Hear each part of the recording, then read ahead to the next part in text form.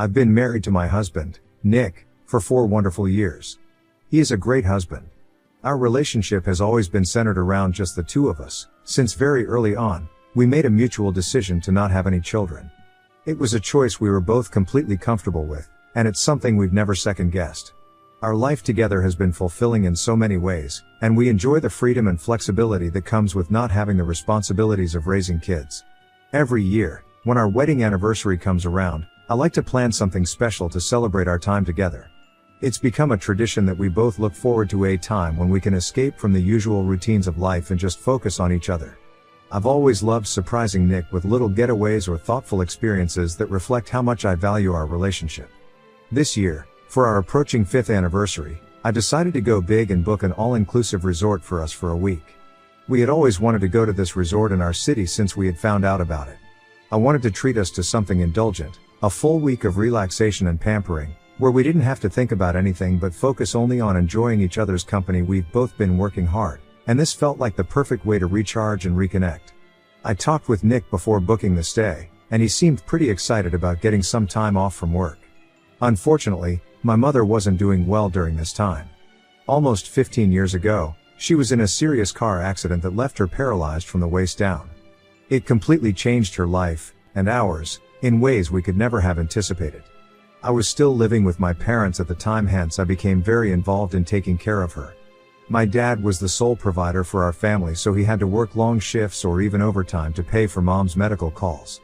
Despite coming back home tired, he would still help out my mom in any way he could. It wasn't easy for any of us, but we made it work as a family. However, things became more challenging when I left for college. My dad had to shoulder the responsibility of caring for her alone, and I could tell it was taking a toll on him. Being away from home during that time made me feel incredibly guilty. I wanted to help, but being at college meant I couldn't physically be there for either of them. Every time I visited, I could see the strain on my dad's face, though he never complained.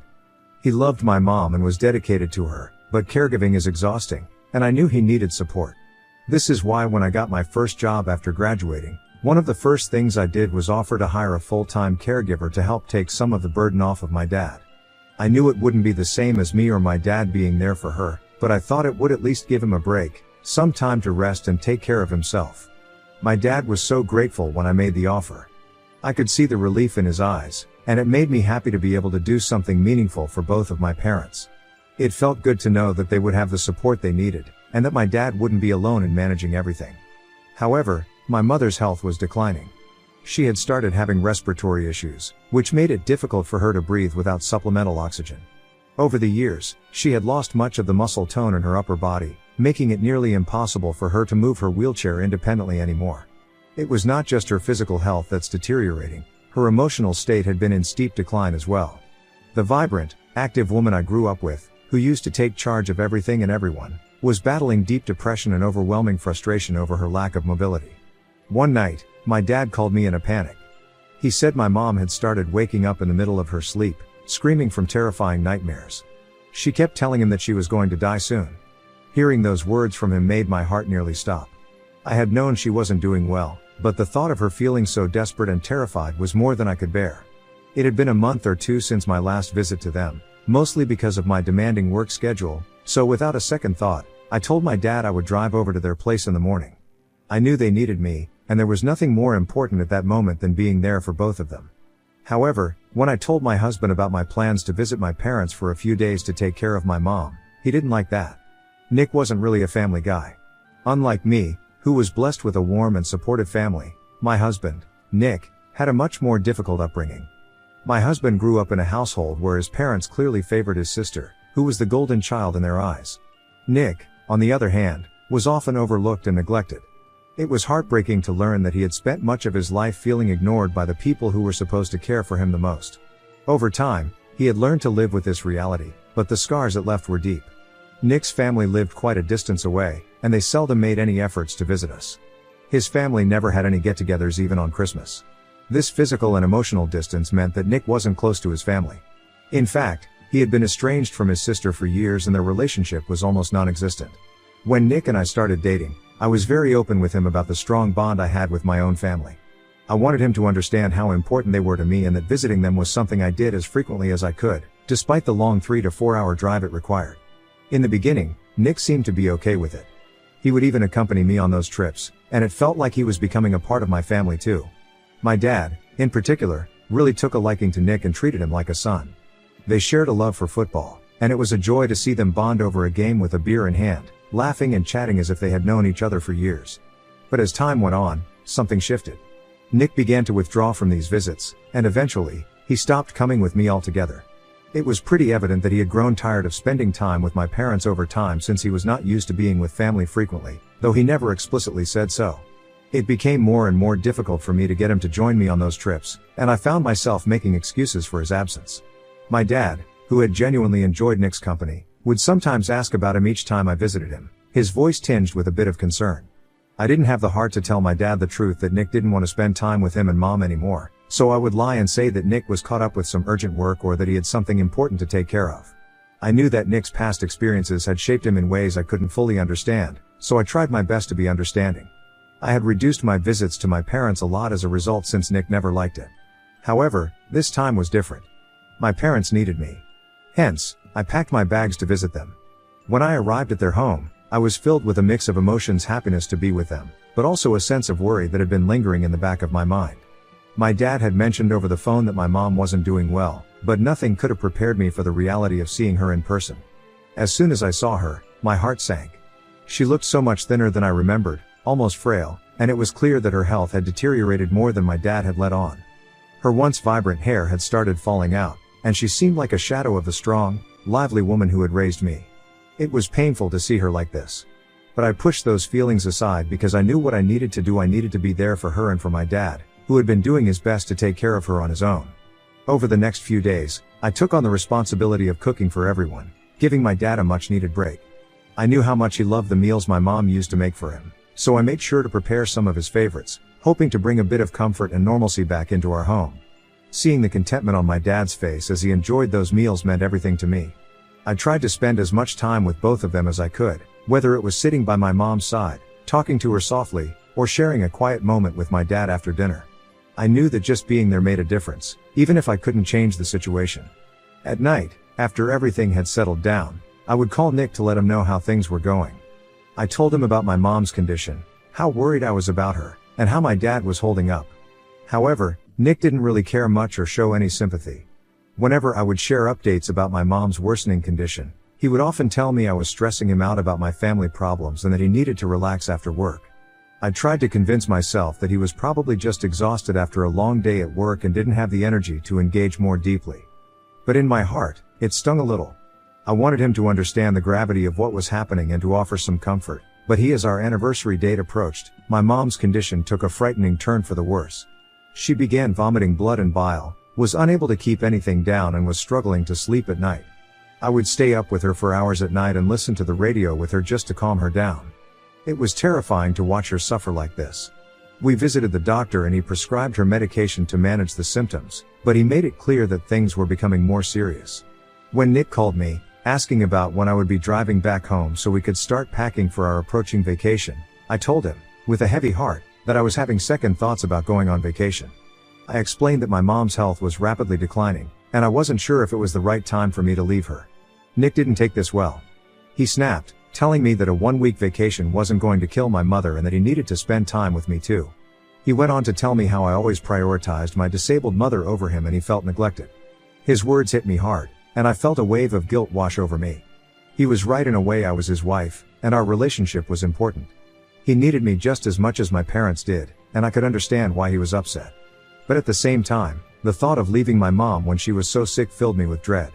I couldn't shake the fear that something terrible might happen while I was away, and if it did, I knew I would never forgive myself. How could I relax and have fun when my heart was back home, filled with worry and guilt? However, I didn't want to fight with Nick. I tried to calm him down and reassured him that I would come home in the next 2 days so we could go on the vacation as planned. When I finally mustered up the courage to tell my mom that I would have to leave in a day or two to go to my husband, she immediately started begging me to stay, her voice trembling with fear and vulnerability that I had never heard from her before. She kept telling me how scared she was of losing me, how she could feel something was wrong with her. I felt scared hearing that. Even my dad, who had always been the more stoic one, seemed deeply concerned. The fear in his eyes mirrored my own, and it was clear to me that they both needed me more than ever. At that moment, I knew what I had to do. I could always go on a vacation with my husband later, but I couldn't replace this time with my mom when she needed me the most. Later that night, I broke the news to Nick. I firmly told him that I would be staying with my parents and that I would be canceling the vacation. I knew it wouldn't be easy, but I hoped he would understand. Instead, he yelled at me, accusing my mom of being selfish for asking me to stay. He told me I was making a huge mistake and that I would regret this decision. I tried to reason with him, pleading for his understanding. I told him that if his parents were ever going through something like this, I would never prioritize a vacation over their well-being. I would have been by his side, supporting him through every step of the way, just as I needed to support my mom now. But no matter how much I tried to explain, Nick wasn't ready to understand. He kept saying that I was simply sacrificing away our vacation for absolutely no reason. It broke my heart to see him like this, so angry and unwilling to see my side of things. But I knew deep down that staying with my mom was the right thing to do. And as much as I wished Nick could understand the depth of my decision, I also had to accept that he might not, at least not right now. However, Nick made things between us even worse by asking me not to cancel the reservations. He went on to tell me that he was going to go to the resort without me. My heart sank as I processed his words. Confused, I asked him if he was sure if he would be comfortable spending a week alone at the resort we had planned to visit together for our anniversary. I thought maybe he was just saying it out of frustration and hadn't really thought it through. But then he told me that he wouldn't be alone since he would be inviting his female coworker, Bella, to join him instead. My mind raced as I tried to absorb what he was saying. For context, Bella was his subordinate at work, a woman 7 years younger than him whom he had known for only 2 years. I knew they were close, but I had never worried about their relationship before. Nick had always been open with me about his friendship with her. At work parties, I would see them laughing together, and sharing inside jokes, and I had never felt threatened by their connection. Even when I heard that Bella referred to herself as Nick's work wife, I didn't give it much thought. I figured it was just a harmless crush, the kind of workplace flirtation that didn't mean anything. But never in my wildest dreams did I imagine that Nick would suggest taking Bella on a vacation that was meant to celebrate our marriage, our anniversary. I couldn't believe what I was hearing. Nick went on to tell me that he wasn't going to throw away his vacation time just because I had decided not to go with him. I pointed out to him how wildly inappropriate it was to take a coworker, especially one who was his subordinate, on a vacation that was supposed to be for us. But Nick argued that I was basically abandoning him, so he had no other choice left. He said he needed a break from work, and knew Bella would be there for him. His words hit me like a ton of bricks. It felt like he was punishing me for doing what I felt was right. I couldn't believe the man I married, the man I loved, was saying these things to me. It wasn't just about the vacation anymore, it was about our entire relationship, about the vows we had taken to stand by each other through thick and thin. How had we come to this point where he would rather go on a vacation with a coworker than support me in one of the most difficult times of my life? I spent the entire night worrying about our future. I realized that my marriage was in serious trouble. Nick's decision to go on this vacation with Bella wasn't just a sign of his frustration, it was a sign that something was deeply wrong between us. The next day, when Nick demanded again that I call the hotel and change the reservation to include Bella instead of me, I yelled back at him, telling him that if he was really set on going through with this, then he needed to make these changes himself. I wasn't going to help him erase me from our plans.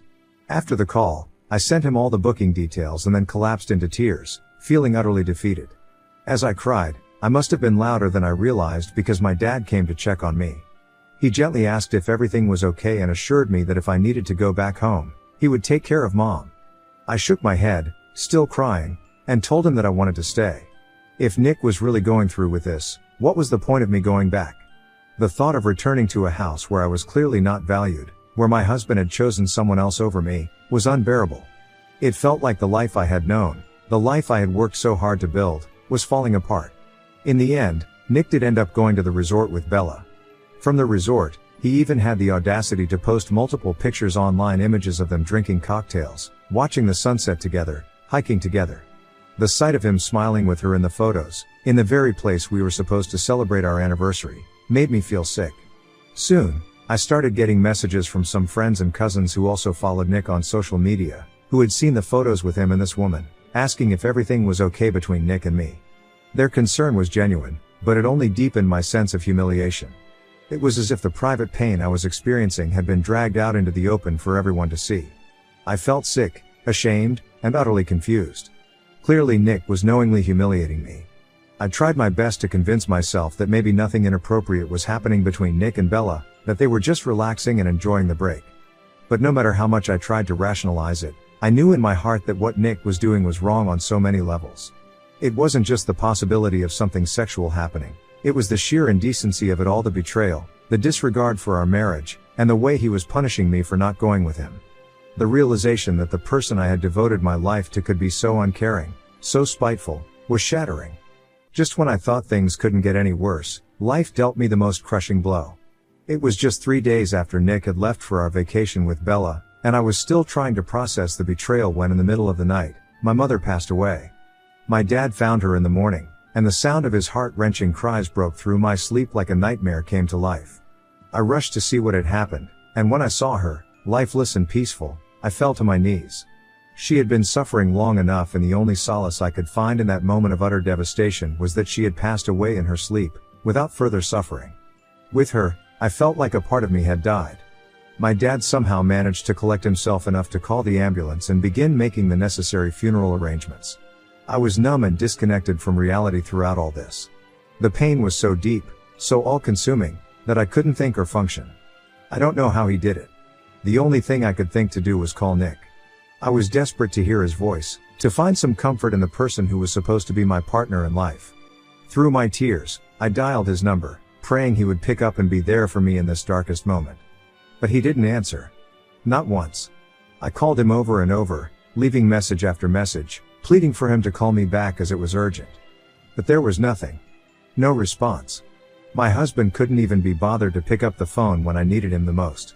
After my mom passed away, my friends and family rallied around me. They were there for me during the funeral, offering their support and love, but I was barely aware of anything that was happening. I remember spending hours in my mom's room, lying on her bed, unable to move or face the world. I was too depressed to even check on my dad, who was grieving in his own way. I had lost my mother, and she was never coming back. Despite all the pain and grief, I couldn't shake the thought that I had made the right decision by staying with my mom in her last days. The universe had guided me to be there with her, and for that, I was grateful. I couldn't imagine the regret I would have felt if I had actually left her to go on that vacation. When I finally mustered the strength to open my social media to check on Nick since he had still not called me back, what I saw confirmed my worst fears. Nick had posted more pictures from the resort, smiling and enjoying himself with Bella, while I was mourning the loss of my mother. He hadn't even bothered checking in on me, not once. As I stared at those pictures, it became painfully clear how little I mattered to him. It was like a knife twisting in my already shattered heart. The weight of everything, the loss of my mother, the betrayal by my husband, was unbearable, but as I lay in my mother's bed, surrounded by the memories of her love and wisdom, something inside me shifted. My mother had always been my guide, the one who taught me to stand tall, respect myself, and never settle for less than I deserved. In that moment of clarity, I realized then that I could never look at Nick the same way again. His actions over the past few days had shown me who he truly was, and it was someone I no longer recognized or could respect. I knew I didn't want to spend the rest of my life constantly questioning my choices and punishing me for them. I also could not trust him any longer and didn't want to torture myself with thoughts of whether he had slept with Bella or not. Those things didn't matter anymore. What mattered was the realization that the man I thought I knew was gone, replaced by someone who had chosen to spend our 5th wedding anniversary sipping cocktails with another woman while I was burying my mother. The next day, with a heavy but resolute heart, I drove back to our house. I went from room to room, packing up my things, making sure to take everything that held any meaning to me. I wanted to be gone before Nick returned from his vacation with Bella. The thought of facing him, of hearing whatever excuses he might offer, was something I couldn't bear. I packed quickly, and left a note behind, telling him to enjoy his life with his work wife since I was done with him. Driving back to my parents' place, I felt a mix of sorrow and resolve. My heart was heavy with grief, but for the first time in days, I felt a glimmer of strength. I was reclaiming my life, even if it meant starting over from scratch. Nick had made his choice, and now I was making mine. After Nick returned home, he must have noticed my things were gone. I can only imagine his shock when he read my note and realized that I had packed up and left while he was away. It didn't take long for him to start calling me, the phone ringing constantly as if he could somehow undo everything with a few words. I knew my cousins had reached out to him, sending angry text messages about how poorly he had treated me by going on a vacation with his coworker while my mother had sadly passed away. He sent me multiple texts saying he had no idea and that he should have been there for me. He's been begging me to call him back. Nick's apologies now feel empty, like he's saying them just because he's finally facing the fallout from his actions. But where was this concern when I needed him? Where was his remorse when I was calling him, heartbroken and grieving, only to be met with silence? It's obvious to me now that his guilt is more about the backlash he's getting from others than any real understanding of the pain he's caused. Ida for leaving my husband after he spent our 5th anniversary with his coworker? Update 1. So to clarify, the reason I didn't want to talk to my husband first before taking this step to leave him was because there was nothing left to talk about. I can't trust him any longer. Even if he slept with Bella or not, he did this only to punish and hurt me. That's it. What else is there to discuss about this? Some of you are right, that I am being emotional and making rash decisions, but how many of your partners have spent their wedding anniversary with their coworkers and posted about it while you were grieving your mother's death? He doesn't have any sense of loyalty or respect for me, so why should I spend the rest of my life with him?